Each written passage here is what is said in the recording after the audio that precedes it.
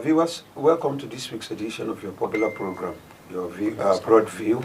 We are reaching you live from Heritage Studios here in London. And on today's edition, I'm having two gentlemen.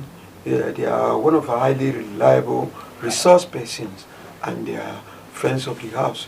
On a number of occasions, they've actually been featured on one program called Heather at the Heritage Televisions here. On my immediate right, I'm having Mr. Femi Oke.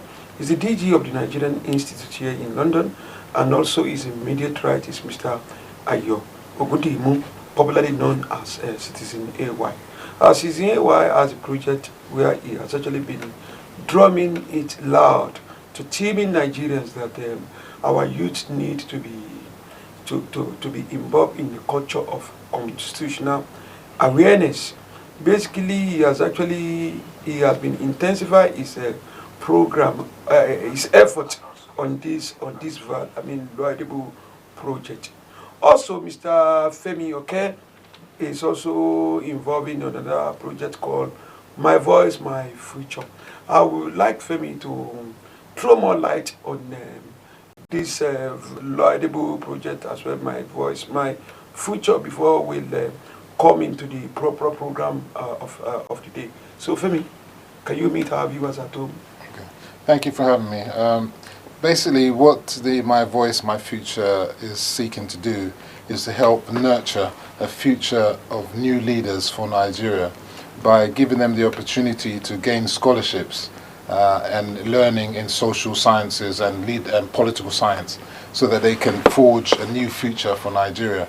So we're going to be conducting a number of courses, one of which, the next one is going to be, the first of which will be in Ogun State, that's my home state. I understand the project is presently in Ogun State now. Yes. They're going to be having a series of lectures and courses for a number of students who all submitted essays from different schools in Ogun State and have been randomly selected. Well, the best of them have been selected for this course, where they're going to go away for like 2 days. They'll have lectures from a number of important people on various elements of leadership and skills and mentoring and alike, and politics. And at the end of it, they'll be given certifications. They'll be mentored and followed up. And we'll be doing this in each of the states of the Federation. And at the end of it, the hope is that we will look to sponsor the best of them to go to university and pay for their course, so their university education, so that we will see them through their lives as they finish graduation, as when they become NYSC, and as they move on, we'll continue to monitor them. And it's going to be a yearly thing, so new people will be sponsored every year. Okay, basically that was actually my question. Now, actually being concerned regarding that. Okay, at the moment, if the project is ongoing at the moment, you've mentioned it's going to be yearly. That was my initial question, but I would like to throw in another question, which is very, very important. Okay. And coming from Nigeria, we have various people. Some will have a fantastic idea, but the ethnic kite will be flown and said, "Oh, what are the measures you put in place to ensure that any one of you officers is not going to be accused of being nepotism?" Oh well, the fact is, I mean, the thing about these sort of things is that transparency is the most important thing. And I think people have to declare their interest if they have an interest. At the moment now, for example, one of the school that I went to, which is African Church Grammar School, students from there are going to be involved. They took part in the lectures. I mean, I don't have anyone that I know personally in the school. I have no relationship to them, and I don't believe any of our other members know anybody in that school. The schools are chosen randomly. We invite any school to join, but in Nigeria, some schools will join, some won't join. So, and the students have to take part and they have to write a debate and do an essay. If their essay is not up to scratch, then we're not going to look at them. So there's no kind of favoritism. The quality of what you put in is what's going to determine whether we will accept you on the course or not. So, and I believe that anyone who's related to anybody will not be allowed necessarily to be on this course. I mean, if you're necessarily related to me, I don't think I would have to go through this organization to help you. I can help you personally. I don't have to bring you through this organization. Okay, Femi, I am coming. I would like to chip in another questions again. Look at regarding in your earlier introduction of my future, my voice, my future. You do mention that you have taken this program is going to be flag up in your home state, Ogun State. Yes. So, and then we have 36 states of the federal. Yes. We have 30 states and Nigeria, the federal including capital. the federal capital Absolutely. territory. Now, looking at it, is this project is going to be taken to? I mean, is this going to be? Is this going to be a part of all the other states? Is going to be included in this Absolutely, program? absolutely, Brilliant. absolutely.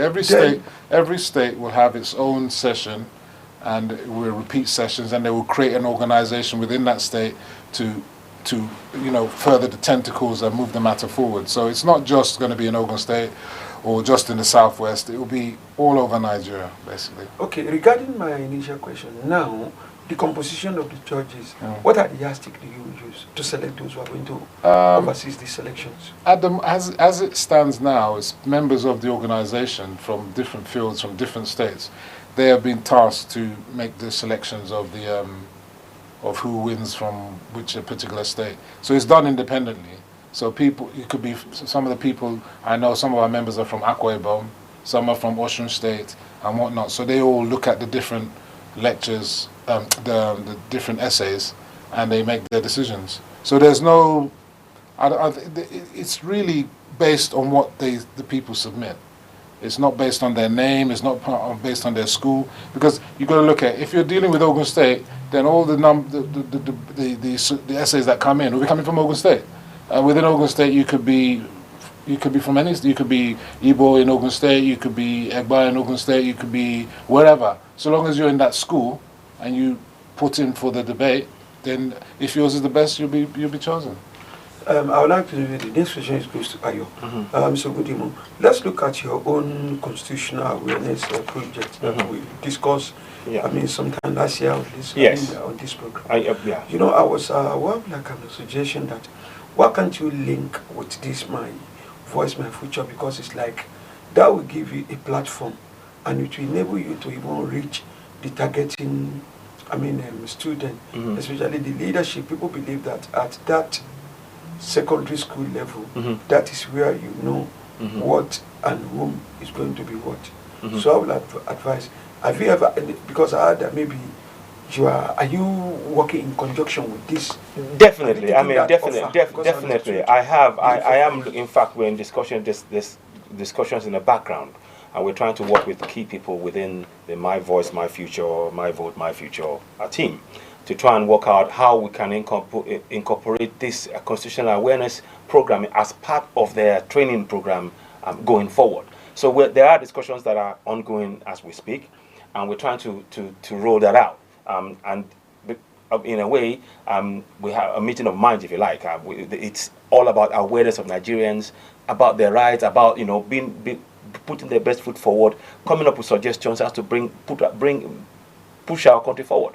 So I quite like the idea of what I'm hearing. The only thing I would say is, as long as there's clear transparency in each of the states as to the criteria of selection of the best essays and the independence of the real independence of those people who are going to be involved in that process, I haven't got an issue. So yeah, we are having discussions around that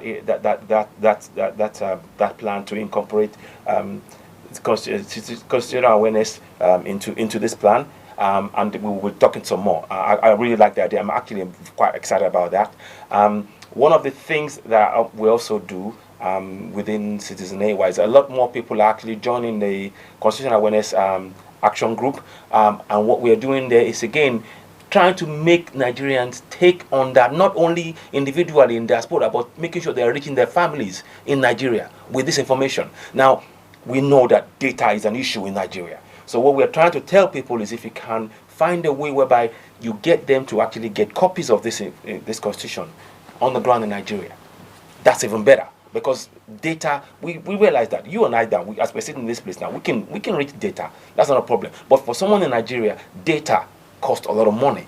And the way this data system is, the telecommunications system is set up in Nigeria, it is actually, in a way, either by design or by fault, or however way you want to call it, it restricts the wide access of people to these things, and that needs to be addressed at some kind of level. But at the point where we are now, going forward, one of the things that we're trying to do, and I'm trying to organize, I'll be shortly be releasing a fundraising measure within CitizenAY, whereby I'm trying to get Nigerians who are in diaspora to contribute funds, so we can raise funds to actually go directly to printing out the constitutional awareness in not only in English but in local languages and key. So you'll have to be a bit of a flexibility. So if you're in the cities, English is more likely going to be the words and the language that we're using. But if you're going to be in the outskirts, it's going to be more local languages. So it's targeting. But all of those things will bring in funding. It's all about funding. So this is where we need Nigerians to come on board with us. We need you to get on board. We have to change our country. We need to get on board this journey and work together. I like the sound of what my voice, my future is talking about. I can't wait to get involved even at the more deeper level, and we'll sort that out. So that's where we are at the minute. Oh, brilliant, Mr. Ogundimu.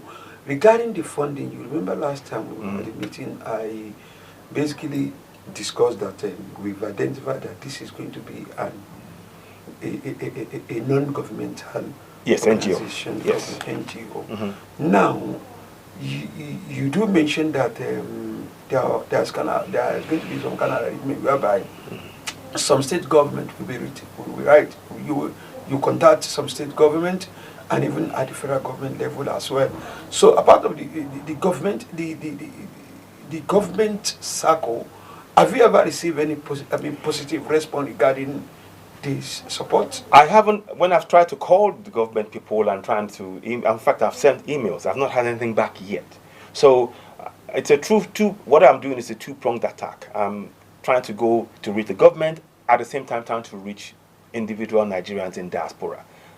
In truth, as things stand, the government and in fact, the structure that it is as it stands in Nigeria now, I don't think it's a viable prospect to depend on the government for anything, because the government is just not built. They're not geared to, they're not ready to empower their people. In fact, what we are doing is what the government should be doing. The government should be doing a rollout program in each local government area. There should be a government official that is tasked to make sure that in that area there is the awareness of the Constitution, that there's a message going on the radios and TV every week so that people can tune in their local languages to make information very, very easy and accessible for all Nigerians across the 774 local government area. But that is not evident. So the track record of not just this government, successive governments, is poor. So they're not people that we can rely on. And that's not to say that that's what we have on the ground. That's the reality. But that gap needs to be filled by individuals who are keen to see a better Nigeria going forward. So that's where we are at the minute. We're still trying to reach out. And I mean, if there's more people, if there are any government officials watching what we're saying now and you want to reach us, please just contact CitizenAY. Go to www.citizenay.org or admin@citizenay.org. Send me an email and we'll get in touch with you. The information is there. We want Nigeria to be a better country. The most populous nation in the entire planet needs to step up and not only represent Nigerians, but the entire black race is depending on the success of Nigeria. That is how big the task we face. And we need people who are ready, willing to put their lives on the line to make sure we actualize a greater Nigeria. So what is the job? What are people who are in government, what are they ready to do for us right now? For the citizens of Nigeria, for the first time, not for themselves, but for the citizens, for the 200 million citizens that are dying daily, that are suffering. There was a lady she fell into the gutter. She had some kind of mental breakdown.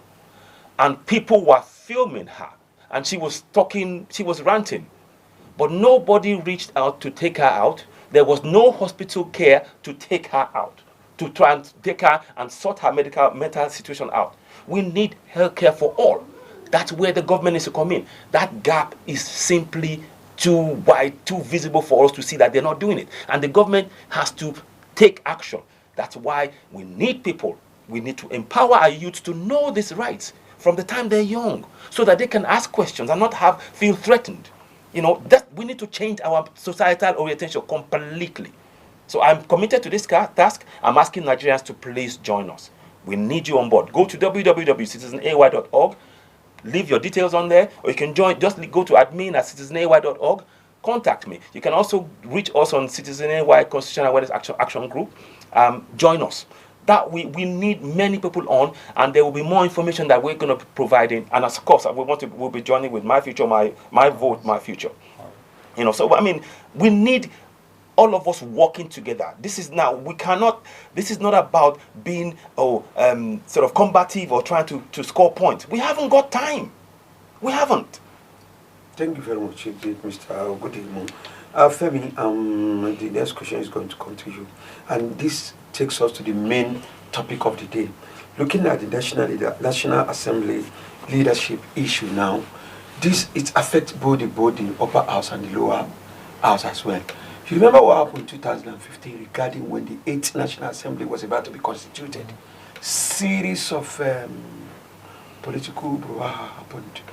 At the end of the day, the party leadership were unable to get on top of the issue for the matter to go on their own direct way. There was an allegation that some party member rebelled against the party leadership, and a coalition was formed within the APC and the PDP. So that led to the emergence of the present Senate President, Senator, and his deputy, that is Bukola Saraki and Ekoromadu, both of them. So now, this 9th Assembly is going to be constituted. The inauguration is in May, and the election is June this year. So we have just only a few months behind. And now, jousting and permutation is going on at the moment. At the upper Senate, that's the National Assembly. Yes. The popular candidate there now is Dr. Ahmed Lawan, which is the leader of the party there. The party, the APC, is giving him tremendous support. Even the president has actually comes out and endorses him that this is going to be our candidate. Not unlike 2015, where the president pronounced that he is comfortably working with anybody. Working with them is not his own problem. Then we all see the consequences of that that led to the fact that the party find it very difficult to implement some of the projects and things that at the National Assembly it's like they are going to meet their rival. So now another popular candidate again on this same seat is Ali Ndume and Danjuma Goche. At the lower house, that's House of Representative, the popular candidate there now is Femi Oke. He has been in the Senate, I think, he's one of the oldest persons in the House of Assembly. So now, recently, the leadership of Niger State, they came up and said, okay, openly supporting Femi Oke. There's another candidate from their own, Mr. Honorable Muhammad Bago, who is representing Shajanga constituency. His leadership has already told him that they are not giving him support. So looking at the situation of what is going on now, Femi, on your own view, do you think that the party has taken the right decision by starting this implementation? See, always when we look at the realities on the ground, we have to reflect in a historical, a holistic way.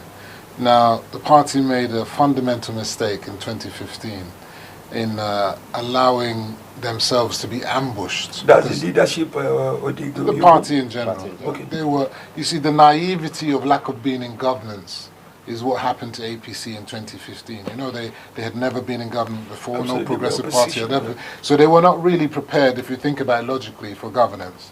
So having fallen into the position of governance now, they were ambushed by these very same characters that you are mentioning now, the Indumes, the Sarakis and the like. They were the forces that put in place what's on ground in the Senate, the 8th Senate, which has been a shameful Senate as far as I can see it. I mean, they can say that, yes, we've made the most laws than ever before, we've done this, we've done that ever before, but every single year, the budget is never passed on time. Every single year, there's rumors of budget padding and all this kind of shenanigans. Every single year, there's no transparency in the expenditure of the Senate and the House of Reps. Every single year, constituency projects are going out with the reckless abandon, and we don't know how it's being spent. So, and the laws that they supposedly, all these great laws that they've created, half of them, you wonder what sort of laws they're creating. So at the end of the day, the laws that would be more efficient and more useful to the Nigerian people to help them create more jobs, to reduce child mortality, childbirth mortality, to reduce hunger, to do all sorts of things, to rectify the mess in the electricity power sector, to rectify the petroleum industrial bill has been there since God knows how long, over decades, still hasn't been passed. So for them to even rear their heads up high and say we've done well, it's actually shameful. And that's why many Nigerians condemn them as legislators and not legislators. They are there in it for their own self-interest and not in it for the interest of Nigerians. And that's why numerous of them have not found their way back into the Senate or the House of Reps this time around. It is important, therefore, that the party grabs the bull by the horns and stamps its authority. Now, there's a rule of, see, I really find it really despicable when people try to tell us that the Senate, the legislators are the second arm of government, they're supposed to be independent, they're supposed to be checks and balances and whatever. But we are in a party political system. We're not in a dictatorship or a non-party situation. The candidates are not independent candidates. They were responsible for the party. They are party candidates. Party supremacy, party discipline is essential. And the shenanigans that have happened in the governorship elections and all sorts of stuff, I don't want to go into particular states, have shown the ridiculousness of this kind of lack of discipline. So it's essential that the party grabs the bull by the horns. They have now chosen the very same people that they were going to put in place in 2015. So this is not a surprise. You know, it's not, Lawan was the one that they wanted to put in place in 2015. And he was absconded by Saraki. Bajabia Miller was also the same person. So, if anything, they have been consistent in trying to re-establish that which was supposed to be the case now. And the characters that the persons that we've mentioned are high-ranking legislators with ample experience and capabilities to be able to do that which is right for the nation and the party. So for me, as an APC man, I'm an APC man, I'm fully in support of the party. I have no qualms with it. At the same time, any other candidate is freely entitled to run and put his candidacy up. But at the end of the day, now he'll know that he's going against the grain of what the party wants. And in any case, is unlikely to win. So they should stick to their guns, put the thing forward, choose the party's candidate, the Femi Oke and Lawan. It is Lawan. And then I see that's the beginning of a new dawn for Nigeria and our national assemblies. Thank you very much indeed, Femi. Basically, people believe that the issue of 2015 and the Senate actually set this present administration, set them back. And the blow was heavy, was so heavy on them that most of things many people believe that the government, this present administration could have been achieved. It wasn't possible for them because it's like the Senate now became an opposition of the government. Absolutely. Virtually all being. Yeah. Later, we've never been hearing any. We haven't heard about pardoning of budget in this present political dispensation. It became so popular that virtually every year, annually, even this present budget, there are some allegations. We haven't even passed it. Still haven't passed it. We're coming up to the half year and we still haven't passed it.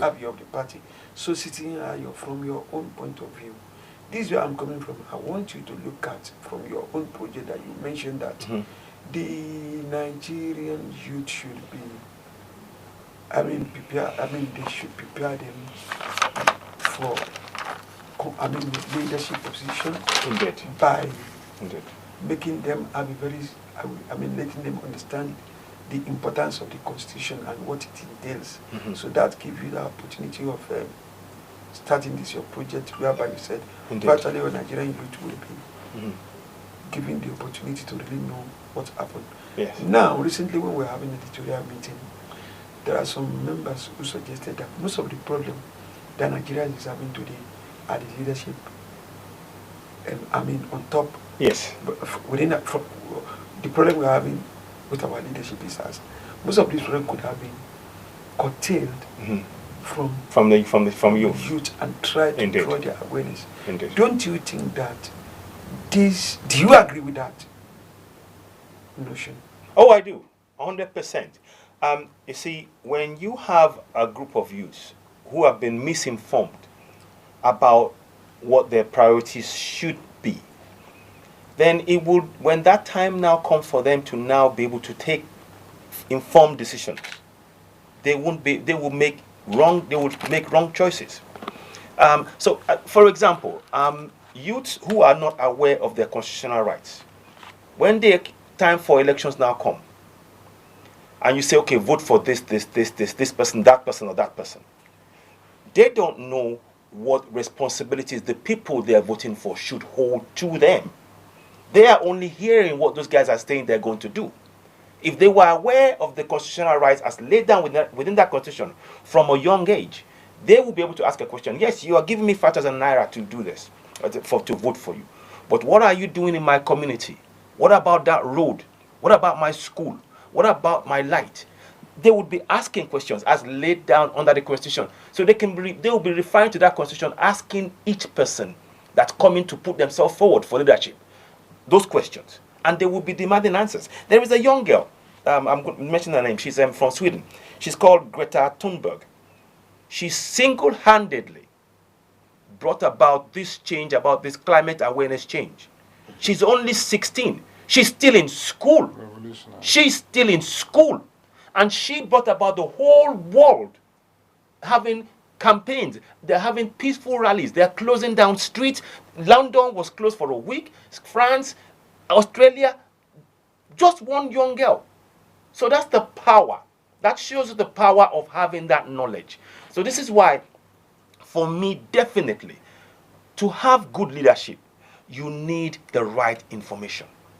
The Bible, the Quran, they are not information for leadership. Indeed, in our Constitution, Section 10 states that you should not have religion as part of the Constitution. It should be separated out. You should keep it out of our Constitution. So none of those, none of our leaders. So when I'm hearing somebody talking about, oh, we have the vice president as being a pastor, so what? So you see, that starts steering away from the responsibilities within the Constitution. You're taking the eyes of the people away from the Constitution. We need to start making a conscious effort and putting our youths firmly in line with the Constitution, because they are going to be the leaders of tomorrow. And as we see now, the current youths now, they're not equipped. They're not equipped to lead in Nigeria, because they don't have that information. They haven't been taught that information from childhood, in their secondary school, even in university. Many of them haven't had this stuff about the Constitution. I've spoken to many who said, what? Constitution? I don't know about it. And they are 22, 23, 24. So how can they lead? So we need a societal reorientation. We start with the youth, and of course for the adults who are not aware. This is why I talked about earlier on when I said about the government should be having in each local government area an information base whereby they would have somebody, an officer or somebody of the like, who will be responsible for making sure that weekly there's information available for Nigerians in their local languages about the constitutional rights, so they can ask questions in that area.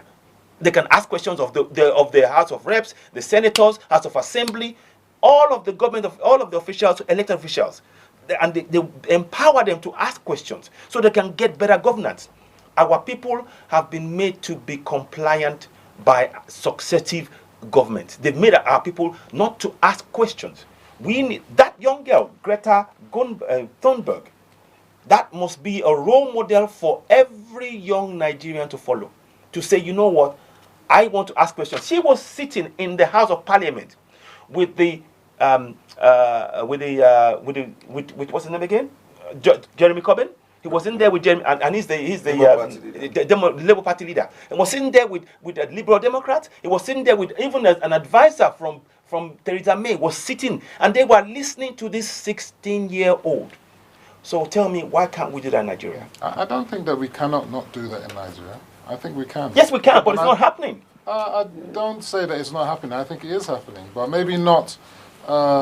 It's not pervasive and it's not so obvious, but there are definitely. But you have to look at the situation of Nigeria, the kind of the technology, the kind of the political awareness of at that age as well.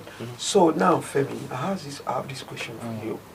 When you look at the Second Republic, the main two political parties that was very popular then was the National Party of Nigeria, which was led by late Alaji Shehu. Then the Unity Party of Nigeria, that was late Chief Obafemi Awolowo. When you look at these two political parties and look at their leadership, the then chairman of NPN was late Chief Meredith Adisa Akiloye of blessed memory. At that particular time, I remember the secretary of that party, late Senator Uba Ahmed, as well. That time, people believed that they were strong party discipline. Coming to Unity Party of Nigeria, when you look at their own system, late Chief Obafemi Awolowo was the chairman of that party. He was occupying two positions. He was the presidential flag bearer, and also he was the chairman of the party. And that also happened in virtually all the UPN control states and all over the federation. All the governors were the party chairman, and whatever they say, it becomes law. And now look at what has happened now in this present political situation. In 2015, Chief Odige Oyego was the chairman of APC. People were surprised that, okay, why in this present political dispensation, people were not listening to party. We see a lot of people, some politicians, cross carpets. What went wrong? Yeah, but you've just put the nail on the head just there now. Obafemi Awolowo was the party chairman. I'm not sure if he was actually the party chairman, but let's say if he was the party chairman, he was also the presidential candidate. Absolutely. We're not that way now. Buhari is not the presidential candidate and party chairman. You know, so what I'm saying, there's a separateness. I'm just bringing two of them. And what I'm saying is, I don't even think that we want to go back to that period of that scenario, because then these demigod governors that want to lord it over everyone, then they'll be carte blanche, they'll be able to do whatever they want. If they're also the party chairman and governor at the same time. No, it didn't happen then. No, I'm saying now. If they are both party chairman. Jakonde was the chairman of the party in Lagos State, and he was also a gubernatorial candidate in Ogun State, in virtually all the states of the federation where they have their governors. But what I'm saying is now, that can't really work now, because the governors are all powerful. No, I'm talking about the leadership structure. Party supremacy is my concern. Party supremacy should still take effect now. And the chairman of the party, as is now, is Oshiomhole. And he is running the show, and he's more vibrant. And I was coming for that question. Yeah. Okay. He's more vibrant than the likes of Oyego at the time, who was seemingly quite silent when a lot of these shenanigans were going on. People didn't know his view, his opinion, what was he saying. He wasn't really saying anything. Maybe he was caught between two giant trees and he couldn't see the wind, couldn't see the way through the fog. But at the end of the day, the thing is, the party's on the right footing now. I think they're singing with one voice. I think the presidency and the party chairmanship are singing the same tune. There is the party chairmanship, there's party leadership in the likes of Tinubu and the president. They are the leadership. The chairmanship, they're all in sync together.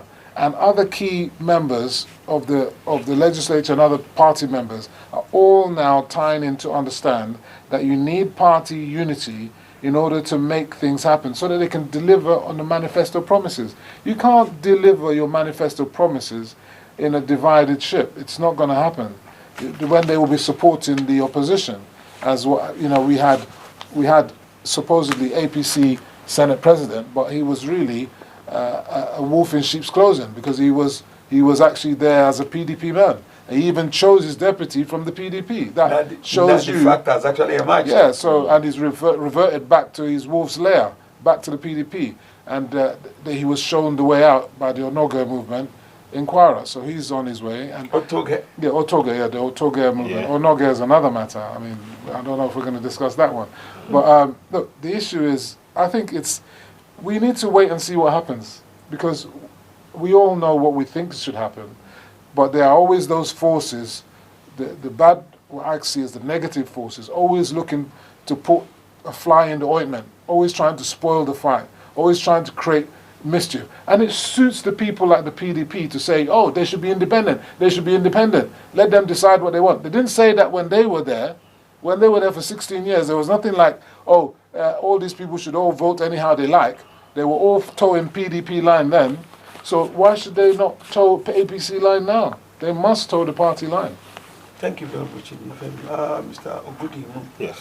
I want us to look at we are still on the party leadership. Mm-hmm. I want you to look at the structure of the APC. And I know you are going to be very, very, very fair, because I know you don't have any allegiance to No. APC. No, You're no. a party member. Yeah. And I do believe that you belong to a particular political party that has a very young youth background as a candidate, but sadly, Nigerian, as ever, they don't go to your direction.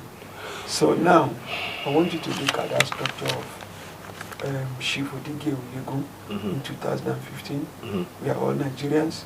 Despite that we resided abroad in the United Kingdom. We follow every bit of what is happening back home in Nigeria. Yeah. Now, Comrade Oshiomhole, everybody know his pedigree. We all know his background as a former Labour leader. Later he emerged as a governor of Edo State. Many people commended him. Although I know that your party will find it difficult to commend him. But it's not even a party thing now. No, I want you to look at it objectively. Oh, yeah. Objectively. That's how I say. Because it's like Femi. When it comes to party, wait, Mr. Goodiman. When it comes to party issue, yes. Although I know Femi, that person Femi will say it as how it is. But I'm not being convenient. I'm not being comfortable when I put issue of APC. Because Femi can double as their lawyer and can double as their party shifting. Yes. So when it comes to scrutinizing APC, I don't like it to put it before him. Okay. So I know that from your own point of I'll try and be as objective as I can be. I'll be fair and objective. Look at the leadership system of Odige Oyegu. Femi do mention at that time that the man is leadership. You didn't have a handle on it. We don't even know precisely where he stood on the point. Now, Oshiomhole emerged, and these gladiators were waiting for him. Look at what happened in Imo State. Yeah. The primary that was conducted, he was accused of being biased. In Ogun State, he was accused of being biased. Yeah.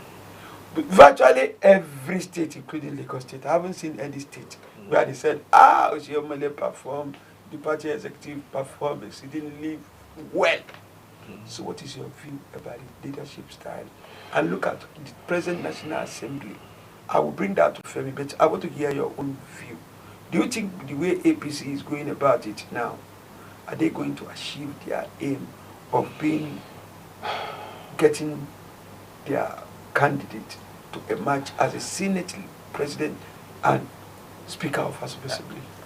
I'm going to handle this in two parts. Whatever and I want to say there's two things I want to say.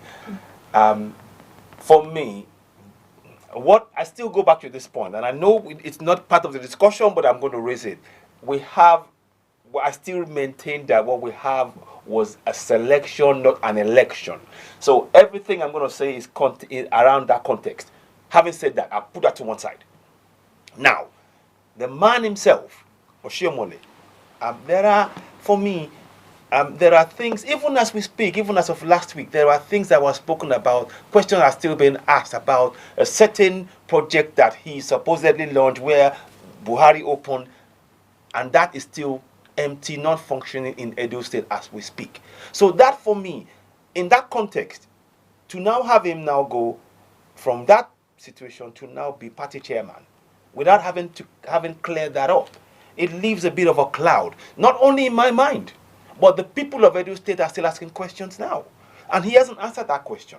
So for me, I mean, I don't want to go too much detail because I understand and I'm trying to be objective and I'm trying to be fair to the people of Edo State as well as the entire nation of Nigeria. And of course, obviously, APC, because I know there's an APC man next to me here who will be up and everything else. So on that, on that basis, I feel, yes, for the party, the party can choose whoever they like to be their the chairman. Yes, and of course, because of his labor pedigree. Yes, that has come out in the way he's actually able to discipline the party to a certain extent. But if you're going to discipline somebody, how about you actually being accountable for your own actions already? So that's the thing I have an issue with. Now, so I have an issue with that, and he still hasn't answered that question satisfactorily to the people of Edo State, let alone Nigerians. But anyway, that's another thing. Now, the other thing for me is now we're now talking about the issue of whipping the party in order in terms of the Senate, in terms of the House of Reps, and making sure that the things that happened in 2015, whereby the Senate and the House of Reps was hijacked by another party from the APC, whilst they were sort of still trying to, well, around that time, if you remember, at that time, it took Buhari 6 months to appoint ministers. So all of this happened in that gap, in that flux. Obviously, well, let's hope that doesn't happen this time. But anyway, that's another issue. But for me, going forward, yes, I can see now that APC are trying to line up their ducks in a row so that everything is working as should be. The person they're choosing will be the person that will be in, but the jury is out. Nigerians, they can choose whoever.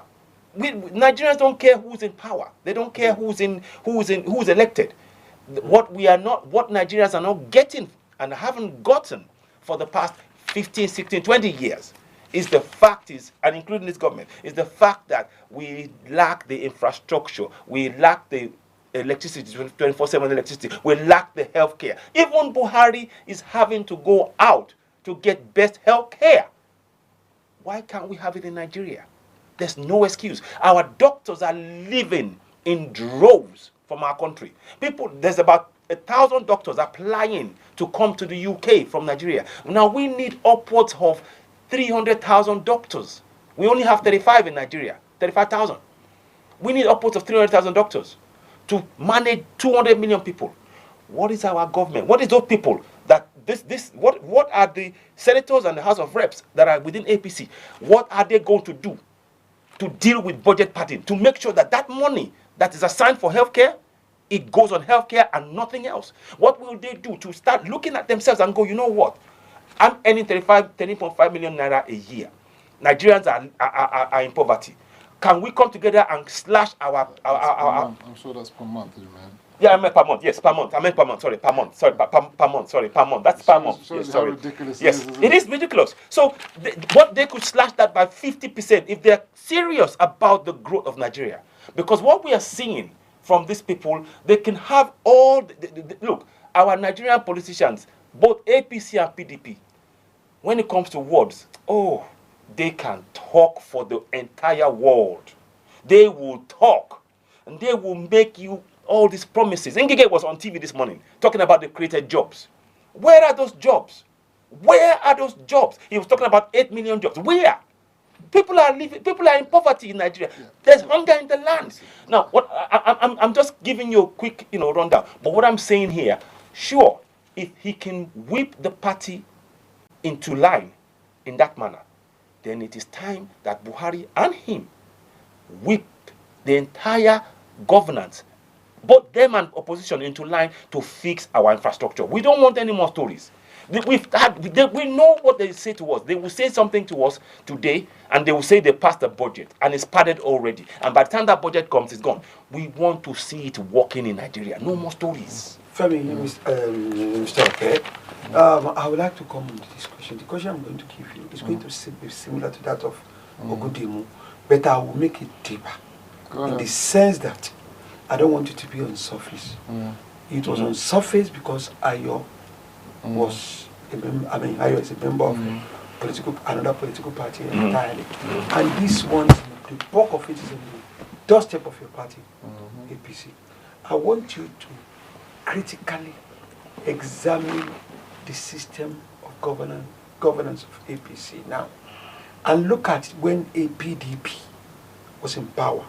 I don't say if you like it, you can stretch it as far as 1999, where the present political dispensation began, or perhaps you go into middle. But what I want you to look is that, look at the whole structure of PDP when they were in government. Look at when APC was in government, because it was a coalition of both political parties that emerged as an APC government. Yeah. Now, what I want you to look, so many things has happened in this present dispensation from 2015. So many people accuse, some observers believe that the legislators were very, very indisciplined regarding how they discharge their duties, how they awarded,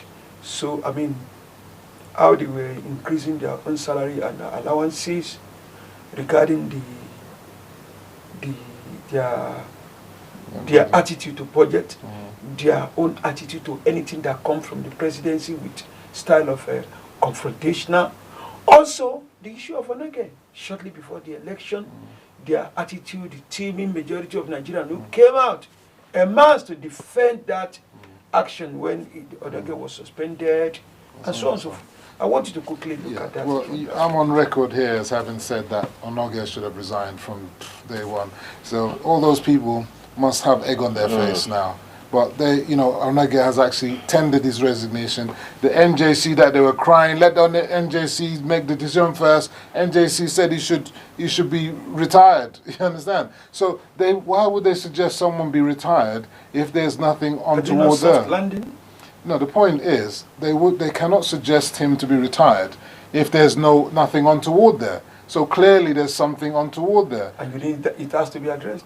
I'm not for any soft landing for Onoge. I think as the main man, he should take the full can and take the full responsibility. On he who rests the crown, has the greatest responsibility. So he needs to be shown as an example to others, especially within the judiciary, to cleanse the system. Now, if we can deal with the head of the judiciary, woe betide any of you who are under him. So we need to deal with him, I believe, ruthlessly. I think they haven't dealt with him ruthlessly enough. And it just shows the system that we have in Nigeria, that despite the overwhelming evidence against him and his own self-admission, he still has the gall, and the people I call servants against Nigerians, the SAN people, the so-called senior advocates of Nigeria, are persuading him to go for an appeal, which in all senses of reality, he should not do so. When you've already said, I'm resigning, and you've been retired, and now you're saying, I want to appeal the decision. It's just nonsensical. And then the problem I have with the judiciary, which we call Judas area, is that they may well overturn that decision of CCT. This is the kind of chaos that we have in our country. We could have a situation where Onoge has the last laugh and says, yes, you see, I've been exonerated.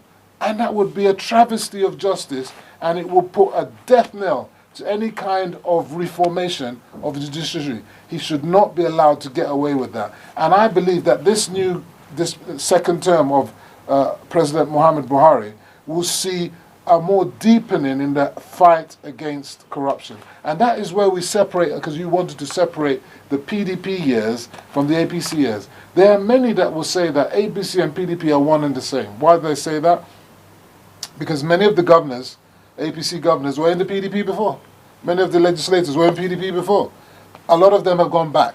So thank God for that. But there's still a whole swathe of them still within the party. So that's why the likes of Ayo here can say they're all one and the same. Yeah, we can understand that. But clearly he must acknowledge, even though there's no perfect government, that there's a clear delineation between what happened under PDP, the Jonathan years and all that kind of stuff, the reckless stealing and brigandage that happened, and what's happening now. That's not to say there's no corruption.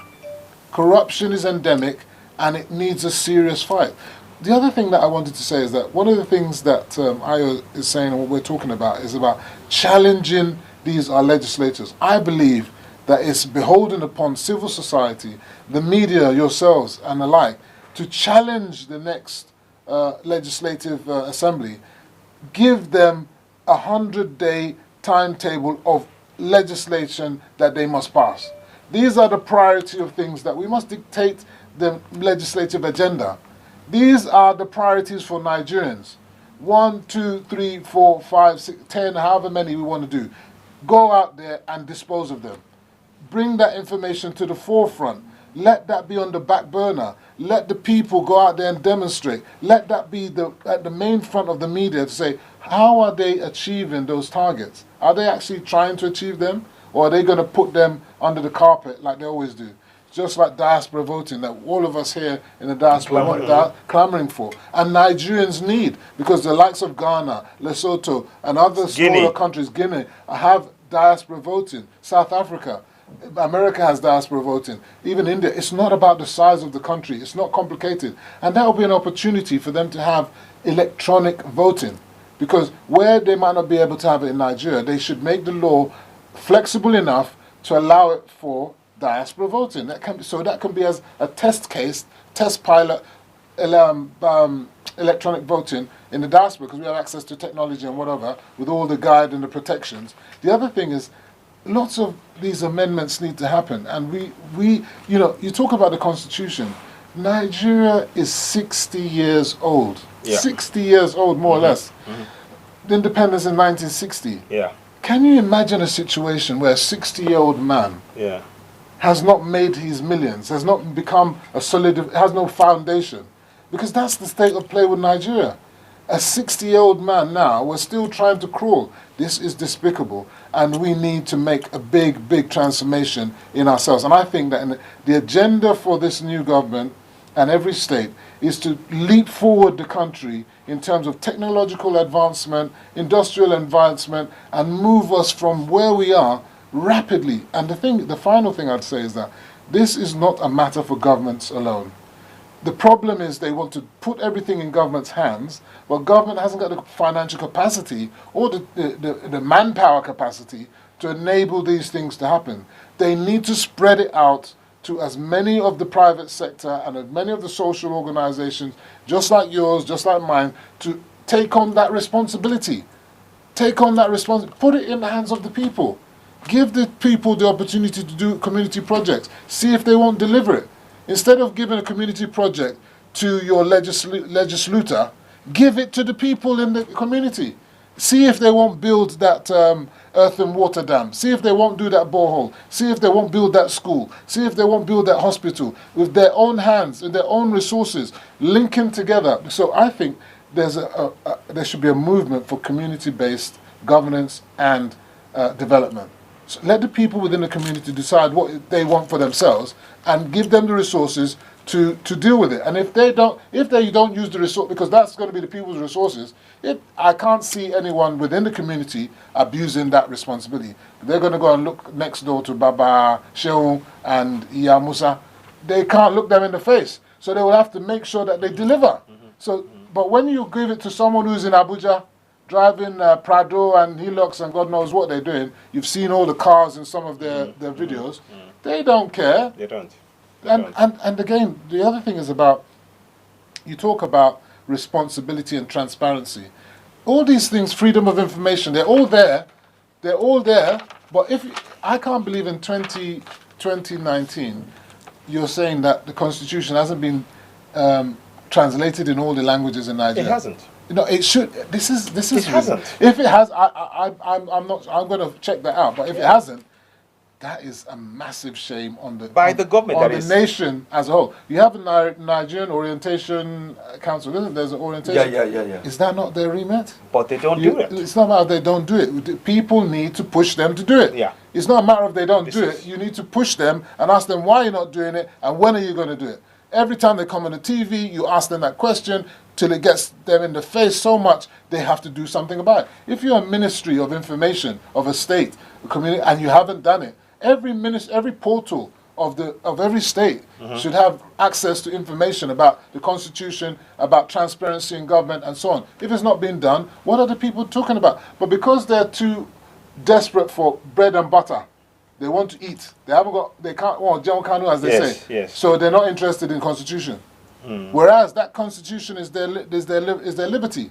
That's what's going to free them. Absolutely. So they need to know about it. Yes. But at the end of the day, if those that matter don't see it as important, how do you expect the other people to see it as important? Yeah. So it's beholden upon the likes of yourself and us to push them and to pressure them to say that this is important.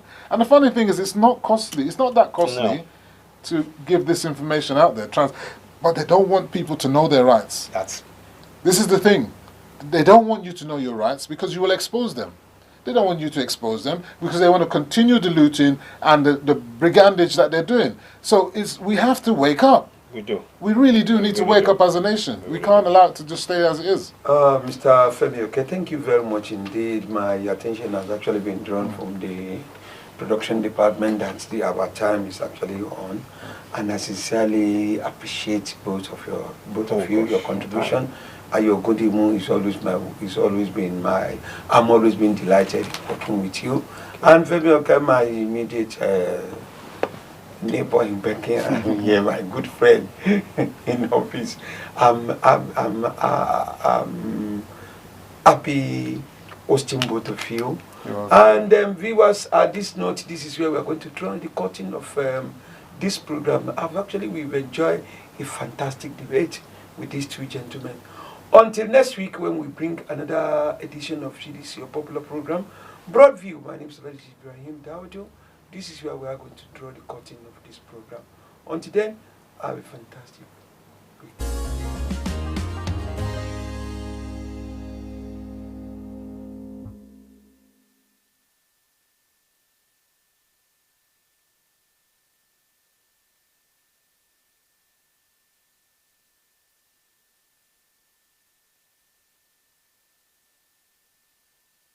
Revival, ìsọjí alágbára. Ìsọjí ayérayé, ìsọjí ayérayé, ìsọjí ayérayé. Great revival. Èyí tó pa bọ̀bọ̀ àjọ̀dún kẹta ẹgbẹ́ wákàtí àlàáfíà ìyẹn 3rd year anniversary of Hour of Peace Evangelical Ministry. Open tí ó wáyé ní Friday 28th June ọdún yìí ìyẹn 28/6/2019 láago mẹ́wàá lẹ́ títí di aago mẹ́rin ọjọ́ kejì. Ẹ wá mi, ẹ̀yin yóò sì yè. Seek me and live làkórí ìtọ̀tẹ̀ yìí tó máa wáyé ní Castle Green, Grave Street, Diagram Exit, RM9 4UN. Brethren, join us. Let's seek him so as to live together and your situation shall turn around for better. Bẹ́ẹ̀ lànú rẹ̀ máa fọhùn láyé onípojúpo ènìyàn. Ẹ má gbàgbé o, June 28, 2019 ní sọ́jí ohun àjọ̀dún yẹn máa wáyé láago mẹ́wàá lẹ́ títí di aago mẹ́rin ọjọ́ kejì 10 p.m. to 5 a.m. Kẹ́ni tó gbọ́ kó sọ fẹ́ni tí ò gbọ́ bọ́ọ̀lù máa ṣiṣẹ́ àmì ohun iṣẹ́ agbára fẹ́ kò rẹ́rí àlàyé ẹ pè sórí ẹ̀rọ ìbánisọ̀rọ̀ yìí 07939198946 àti 07550804352. Jésù ní Olúwa.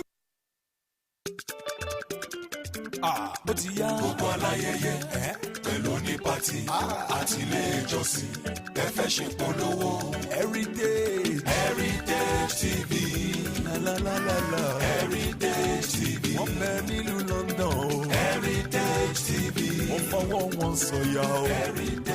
Ẹ̀yin aráàlú London, ǹjẹ́ ẹ ti gbọ́ pé iléeṣẹ́ Heritage TV tún ti gbé àrà tuntun yọ o? Gbogbo àríyá yín pátápátá la ó máa bá yín polongo rẹ̀ jákèjádò gbogbo ayé ká máa ṣayẹyẹ ní London ká sì máa wò l'Amẹ́ríkà ní Nàìjíríà àti káàkiri àgbáyé lẹ́sẹ̀kẹsẹ̀ àti lójú kan náà bó jẹ́ lórí fídíò tàbí lórí photograph tó mọ́lẹ̀ yékéyéké. Heritage TV ní bàbá o. Gbogbo àwọn ayẹyẹ yín bí ọjọ́ ìbí, ìsìnkú àgbà, ìgbéyàwó, àjọ̀dún ilé ìjọsìn yín. Heritage Television ní kẹ́ ẹ máa bọ̀ tààràtà. Ìlú London la wà, United Kingdom la tẹ̀dó sí. Ẹ kàn sí wa lórí ẹ̀rọ ìbánisọ̀rọ̀ yìí 020-800-46100 tàbí lórí ẹ̀rọ alátagbà wa ayẹyẹ@heritagetv.co.uk àti lórí ẹ̀rọ alágbèéká 0734-123-4560. Heritage TV àbálẹ̀tù ọmọdé la wó.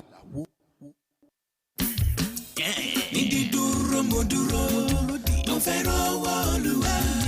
Ní dídúró mo dúró, mo fẹ́ rọ́wọ́ Olúwa. Ọwọ́ ọ̀tún Ẹlẹ́dùmarè kò sóhun tí kò lè ṣe. Bàbá mi ni mò ń bẹ̀ kó ojú rere wò mí o. Ọwọ́ ọ̀tún Ọlọ́run, the right hand of God. That is is the theme of Shiloh Hour program with Prophetess Dunni Ologo, live on Heritage Television every Wednesday by 6 p.m. to 7 p.m. UK time. Anna prayed at Shiloh and God answered her prayer. Live on air is the Right Hand of God program where God speaks to us through His word in the life of Prophetess Dunni Ologo, filtering deliverance, healing, salvation, blessing, and breakthrough in every corner of our life. Bẹ́ẹ̀ni, ọwọ́ ọ̀tún Ọlọ́run ní ètò alágbára tí Ọlọ́run gbé kalẹ̀ láti máa yí ayé gbogbo ènìyàn padà lọ́sọ̀ọ̀sẹ̀. Ìgbàlà, ìwòsàn, ìṣẹ́gun, ìláǹdè, ìbùkún dájú pẹ̀lú Shiloh Hour, ìbùkún dájú pẹ̀lú ìgbàgbọ́ láàrin wákàtí kan gbáko tí ètò yìí fi máa ń wáyé lórí Heritage Television ní gbogbo ọjọ́ Wednesday láàrin wákàtí aago 6 sí 7 ní United Kingdom pẹ̀lú wòlíì obìnrin ìránṣẹ́ Ọlọ́run Dunni Ologo láti inú ìjọ Kérúbù àti Seraphim Movement Church, Rehoboth Chapel, Ayọ̀ní o tó wà ní London. To join us live on Heritage TV, search for Heritage Television on Facebook or download Heritage Television on app, or you can watch us live on YouTube and all social media platforms. Shiloh Hour with Prophetess Dunni Ologo live on Heritage TV every Wednesday. Tag the Right Hand of God. Plan to join us. Jesus is Lord.